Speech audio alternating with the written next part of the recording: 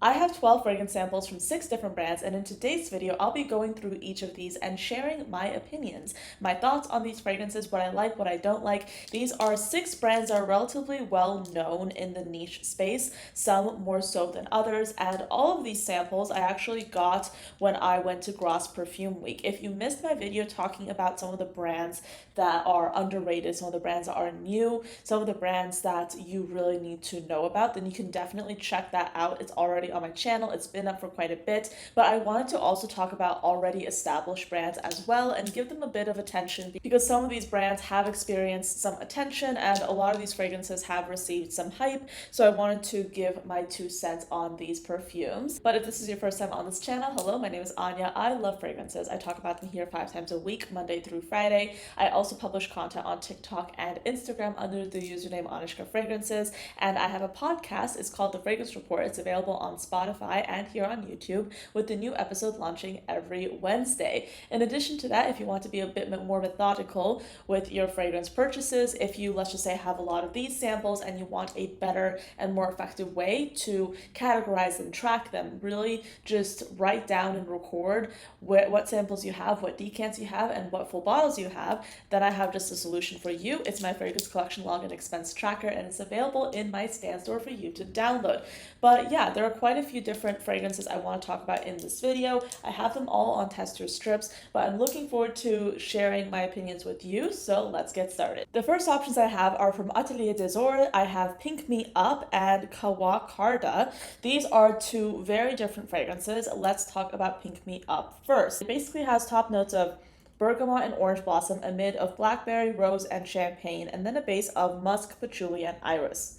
For some reason, I don't know what it is. Maybe I've just been like so overexposed to this, but this very much reminds me of kind of like a designer fruity floral. It almost reminds me of something that might be sort of inspired by Delina, but not quite. It's kind of like if you took a designer fragrance, you pumped a little bit of Delina into it, and you just put it out there. That's what this reminds me of. It doesn't necessarily smell bad, but Atelier Dior, let me see how much they price this at. Full price, this is 230 euros. Quite frankly, I wouldn't pay this much for this fragrance. The bottle design is absolutely beautiful. You have that signature gold flakes inside the bottle. The Atelier Dior fragrances are absolutely stunning, but this is definitely not going to be a fragrance that I would be interested in. It just smells too, in my opinion, and this is my like cutthroat opinion, it smells too designer to be niche pricing. In my opinion, I have to be picky. The other one is Kawa Karda, and this has 2 notes listed, and those 2 notes are cardamom and coffee. This is an extrait parfum, so it's a higher concentration, and instantly I can definitely smell this photorealistic dried green cardamom pod. It smells like, even actually no, it smells a little bit more green and full bodied than some of the other cardamom fragrances I've smelled like. I think I've come to the conclusion that cardamom for me is a bit of a tricky note. Sometimes I like it, sometimes I don't like it, and in this case I'm kind of in the middle. I think it's a pretty one. I think it's definitely something that I would love on a guy. It's probably not something I would like on myself, and I think full price this is over $400. I don't know if I pay that much for it, but I do like how there is like that nice cardamom. The coffee is a little bit softer. It's not taking the whole thing over. The thing here, the most prominent note here is certainly the cardamom. And it's quite a beautiful iteration of cardamom. If you like cardamom fragrances, that one is one to check out if you're willing to pay the hefty price tag for it. But I did see it on some discount websites for less than $400, so be sure to check it out if that's what you're interested in. Next, we have Fenis from Gritti. So Gritti is an interesting brand. They have like these very like kind of rectangular bottles. From the front, they look normal, and then from the side, there are these like long rectangles. But this is actually something I really liked from them. So this is a white floral fruity fragrance with top notes of passion fruit and peach, a mid of orange blossom, lily, magnolia, and amber, and then a base of musk, jasmine, and woody notes. If you're in the market for a passion fruit fragrance, this one's quite nice because I think it's just a bit of passion fruit. It's not too sweet, and the peach kind of tempers it a little bit. In my opinion, it's not what I'd call a boozy peach.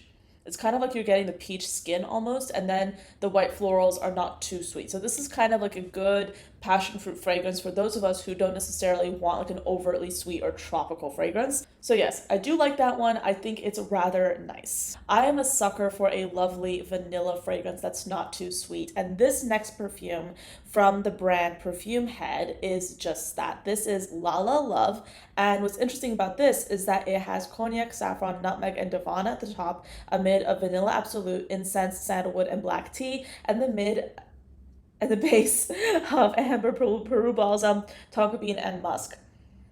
I like that this is kind of like a sweet dry vanilla. It's not too sweet, it's not too sickly sweet, and it's also not too boozy. It's just right. It's a very unisex fragrance. If, for example, you're looking at like the sweet vanilla trends and you just want something that's scaled back, you want something that's a drier vanilla, but not too spicy, but still like sweet, but not too sweet, that one is one to try. I really did enjoy that one. If you happen to love tea fragrances, this next perfume is going to be one that you might be interested in. So these two fragrances I'm going to talk about now are from the brand Organtail. This is a South Korean based brand, and when I was in Graz, I had a chance to interact with the founders for a bit, and they're absolutely lovely. And they have a few fragrances in the line, but the two I want to mention today are Devenir and Men in the Club. Devenir is for those of us who really love tea fragrances. There is a really prominent kind of like citrusy jasmine tea note here. So we have top notes of lime, bergamot, rosemary, and lemon, amid of jasmine tea, petitgrain, cardamom, and nutmeg, and then a base of musk, cedarwood, violet, and amberwood.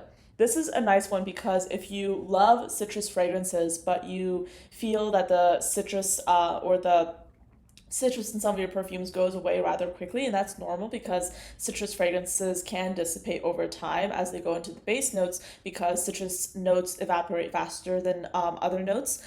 If you want something that stays a little bit more, this is really good because the citrus is in the opening and it also is in the dry down a bit. So this is a really nice kind of like jasmine tea and citrus fragrance. It's quite pleasant. I consider it unisex. And then Men in the Club, on the other hand, this is quite intriguing. I would consider this unisex leaning masculine. This is an upcoming release, so I don't see any notes for it online.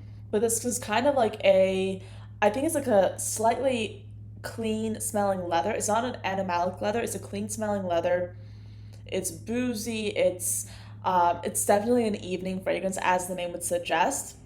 But I smell a clean version of a leather note here. At least that's what I'm getting. It's boozy, it's leathery, but it's very unisex. So Men in the Club and Devenir, two amazing options from Organtail.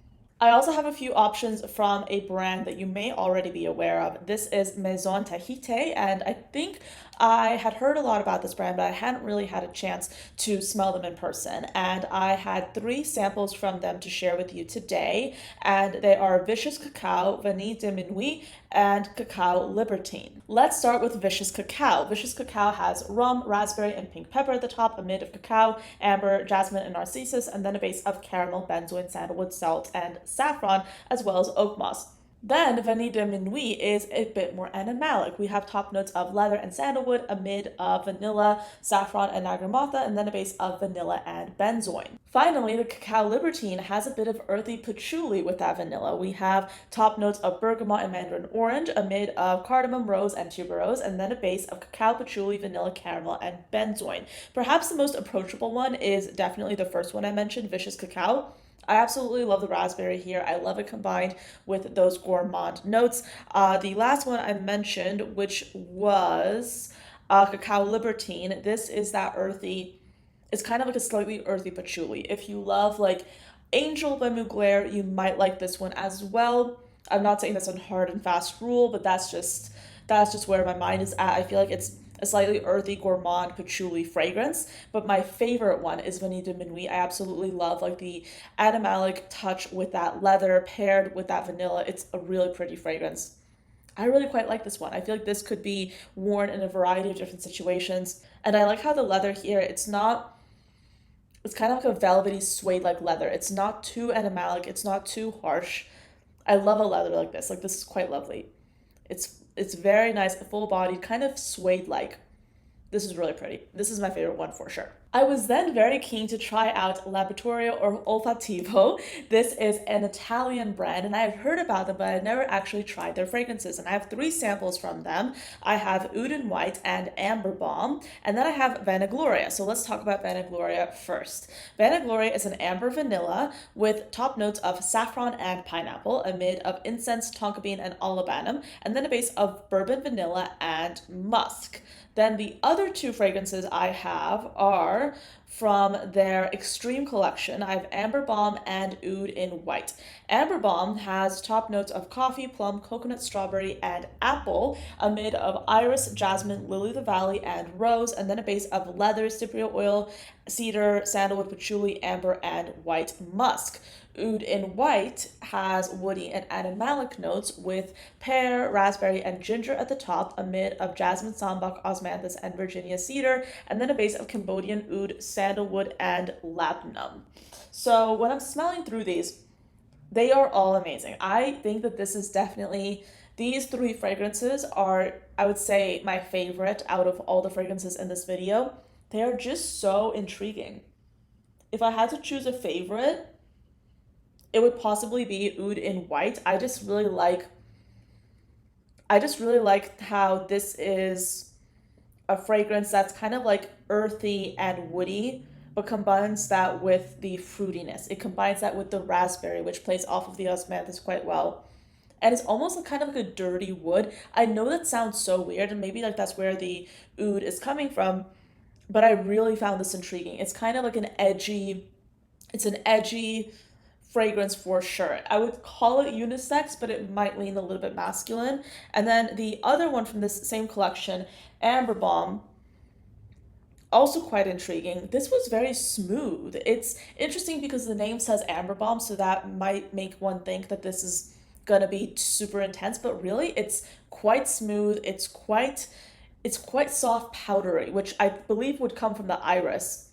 The leather here is a clean leather, and it's interesting because all these fragrances, like for example, Vanagloria, you have the pineapple, but it's not a screechy pineapple, it's not too intense. Overall, I think that Laboratorio Olfattivo is definitely a brand I would like to explore some more because I really like on first impression how they're combining these kind of very, I would say, alien sounding notes because it's not often that you see tropical fruity notes paired with animalic notes. And I think they're doing that in a very interesting way. And I really liked all three of these. So that is definitely a brand I want to explore more. If you have any experience with this brand, please do let me know. I'll be open to hearing your recommendations. But those are all the fragrances I have to share with you. Just a quick roundup of 12 fragrances. I feel like Ross Perfume Week just went by in a whirlwind. There was so much to go see over there, so many brands to explore, and I really wanted to do my due diligence and explore both brands that were new to me and also brands that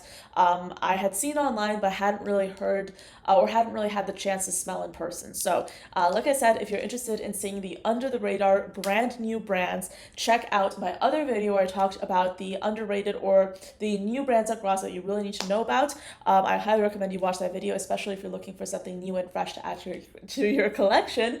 But that's pretty much it for this video. Thank you for watching, and I'll see you next time. Bye!